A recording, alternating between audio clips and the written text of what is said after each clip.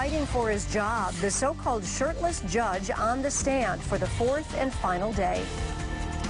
State watchdogs argued in favor of punishing Wayne County Judge Wade McCree, saying he made a mockery of the bench. 7 Action News investigator Ross Jones is back from the courthouse in Ann Arbor. Ross, I understand there were some points where McCree didn't seem very happy, almost annoyed on the stand. Yeah, shaking his head, throwing up his hands, and sometimes even rolling his eyes. But there was good news for McCree coming out of his disciplinary hearings today.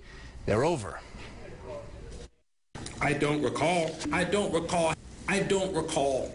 know. Day 4 of Judge Wade McCree's disciplinary hearing was as much about what he didn't remember as it was about what he did. Do you remember that text? No. McCree is facing misconduct charges for having an ongoing relationship with Janine Lachey Mott, a complaining witness on a pending child support case that was before him. Today, lawyers for the state's Judicial Tenure Commission tried their best to show that McCree wasn't always truthful. So are you saying you lied in that message to her when you said, I'm thinking about divorce and my marriage is just a marriage of convenience? Is that what you're saying? No, it's salesman's puffery. Oh, wait a minute.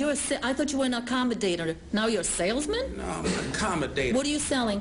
I'm selling myself at this point. And JTC lawyers went hard at McCree's suggestion that he's the hardest working judge in Wayne County's 3rd Circuit. Last week, he said this. I adjudicate more cases in the Wayne County Circuit Court than any judge in the Wayne County Circuit Court. Far from it, actually. Today, an analyst for the state courts was called to testify. She ranked the most productive judges inside Wayne County Circuit. Was McCree number 1? No. Was he number 2? No. What was his rank?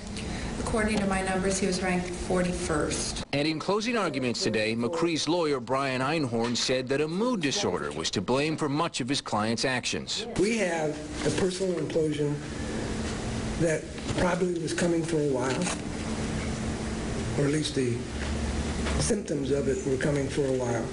But the lawyer for the JTC said McCree's behavior was reckless and ought to be punished. He used the judicial bench to pick a mistress, used his chambers to have sex with her.